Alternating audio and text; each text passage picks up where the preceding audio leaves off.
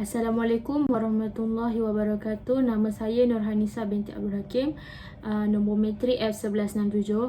Saya akan terangkan tentang coding yang digunakan untuk melakukan PBT2. Baiklah, coding yang pertama yang saya akan terangkan ialah config.php. Kat sini ada 8 line. Yang pertama, season star, db host, localhost, and db name pbt2, and db username root, db password, and MySQL Connect, host, username, password, and name. Okey, baiklah. Coding yang kedua, login.php. Okey, kat sini ada beberapa coding, iaitu untuk login. Dekat login tu ada username or email, lepas tu kita boleh masukkan, dan ada password, and ada button login. Lepas tu kalau ada forget password and kalau tak ada and account, kita akan next ke register punya coding. Okay, the next coding ialah login process.php.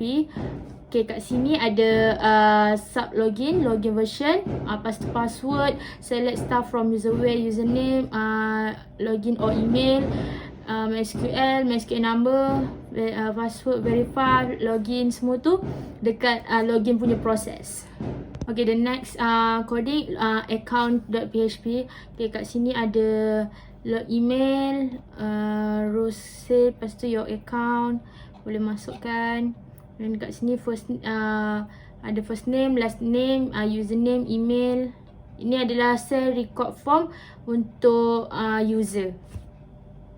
Okay, next coding seterusnya adalah coding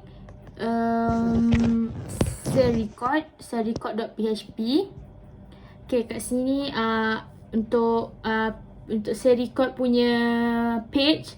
Dekat page tu ada cell record form, name, identification number, and brand, code, size, and phone number.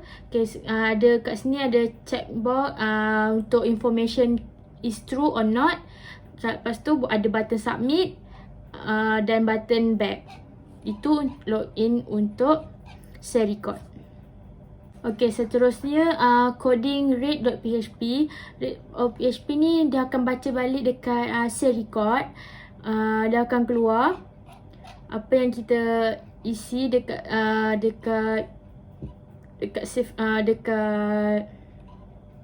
share record tadi, yang kita isi semua tu dia akan keluar dekat record, dekat read page. Dan jadi keluar name, IC number, brand, code, size dengan nombor handphone yang kita isi tadi. Dia akan keluar lah cell detail. Siapa yang masukkan identification name, brand, lepas tu code, size, phone number, semua tu akan ni. Dan kat situ dia akan keluar waktu dan tarikh bila kita isi form tu. Okay, the next adalah record.php. Record ni store from data in txt file. Maksudnya record ni boleh baca dekat .txt file. Okay, pas dekat sini dia akan enter your text here, nama, text, and submit. And dia punya PHP dia if is set text date dengan data post for open data.txt. Itu untuk coding record.php. Ya, saya sambung dengan coding. Okey, untuk file coding, untuk delete file, kita perlu masukkan nama file data, sebab kita perlu delete semua output yang ada pada data.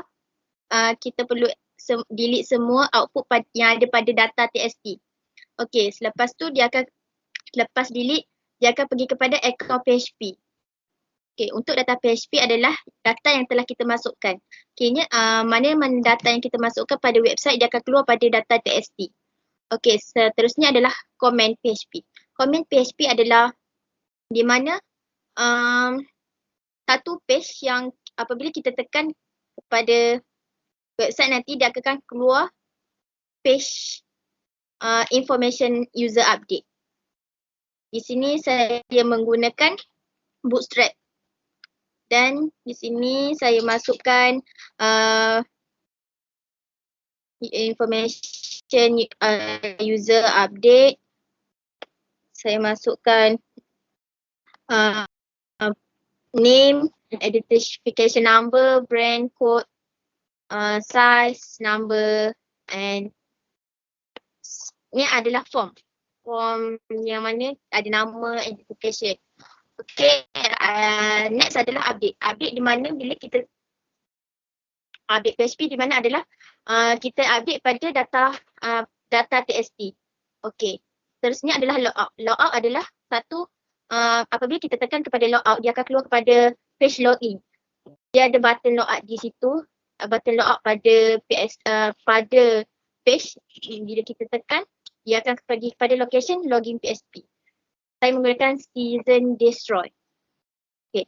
Untuk sign up adalah bagi mana-mana yang sign up adalah bagi mana-mana pengguna, dia akan perlu sign up terlebih dahulu. Saya menggunakan config PHP, iaitu database yang ada pada database yang telah kami bangunkan. Dan database ada pada bahagian config PHP. Di sini kami menggunakan CSS dan di sini kami menggunakan PHP. PHP kami menggunakan post. Post yang mana ada kami panggil fname untuk masukkan nama, untuk masukkan last name, untuk masukkan username, masukkan email. Lepas tu di sini ada password confirmation dan kami panggil MySQL di mana select from user where username. Kiranya nanti dia akan simpan pada database. Lepas tu kami menggunakan array password hash MySQL adalah database MySQL file. Okey, di sini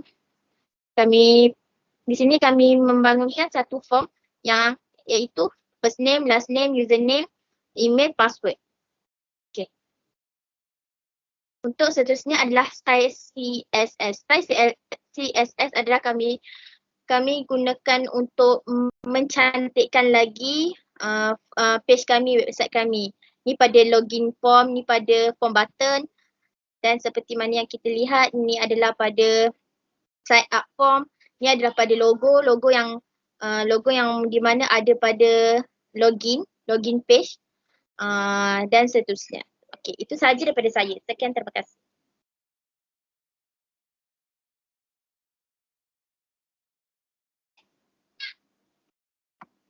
Untuk web hosting, first kita perlu beli satu hosting untuk masukkan untuk hosting. Bila kita dah beli, kita akan dapat cPanel, bahagian cPanel iaitu kita akan dapat cPanel. cPanel ni adalah satu page yang mana kita dapat kawal website kita. Okay. Untuk bahagian pertama, kita perlu pergi kepada file manager. Pada bahagian file manager, kita akan masukkan file kita, file projek kita ataupun file PBT kita pada bahagian public HTML. Okey, pada bahagian ni saya masukkan PBT 2 saya. Okey, untuk seterusnya adalah kita masukkan database. Pada bahagian database, kita perlu masukkan pada bahagian PHP MyAdmin. Pada bahagian PHP MyAdmin, sebelum masukkan database pada PHP MyAdmin, kita perlu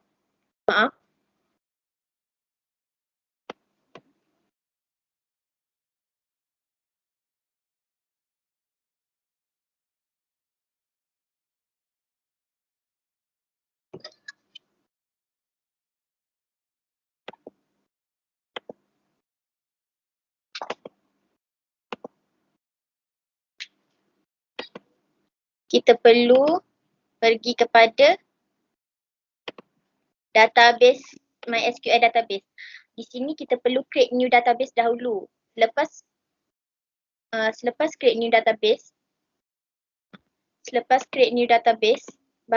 kita boleh masukkan import database kita pada database yang kita dah create tadi. Okey, di sini saya masukkan database e-business SP Rose Shop. Okey, selepas tu untuk kita ketahui website kita adalah sudah hosting atau tak, kita kena cari hosting. Kita kena cari website kita. Okey, website kita e-business. So, di sini website kita telah berjaya melakukan hosting. Okay. Assalamualaikum, nama saya Nur Aliani Nazira binti Ramlan. Nombor kad matrik saya 13 DDT 19F1076. Saya akan menunjukkan output bagi PBT2. Bagi pengguna yang belum mempunyai akaun, mereka perlu sign up terlebih dahulu. Masukkan first name, contohnya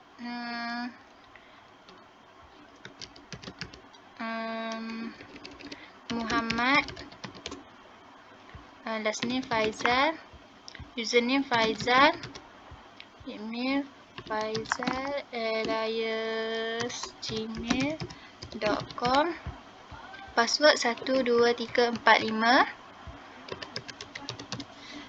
Tekan button sign up. Yang keluar macam ni, you have registered successfully. Bila dah sign up, maklumat itu akan berada pada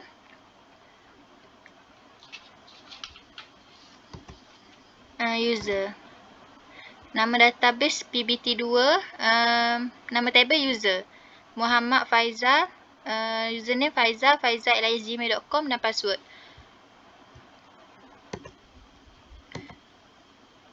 Masukkan email ataupun username, masukkan password ataupun masukkan username. Tekan login, ia akan berada pada maklumat kita tadi, akaun kita, first name, last name, username dan email. Tekan button share record form, dia akan pergi pada sini. Masukkan nama Muhammad Faizal bin Ramlan, IC number, brand Zara, kod F1076, size, saya pilih size XL, L, phone number 0935333620. Okay, this information is true, lepas tu submit. Dia akan pergi pada form ni. Bila ada pada form ni,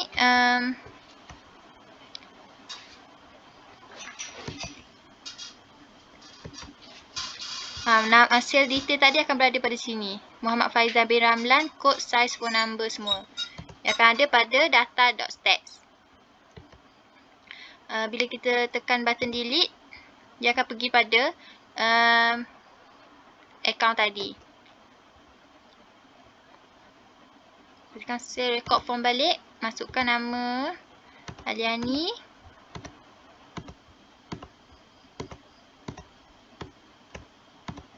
SM, submit. Nama Faizal tadi dah tak ada. Untuk logout, dia akan pergi pada akaun. Untuk add detail balik, dia akan pergi pada sini. Okay, bila tekan back, dia akan pergi pada akaun. Untuk logout, dia akan pergi pada menu utama. Okay, itu sahaja daripada saya. Sekian, terima kasih.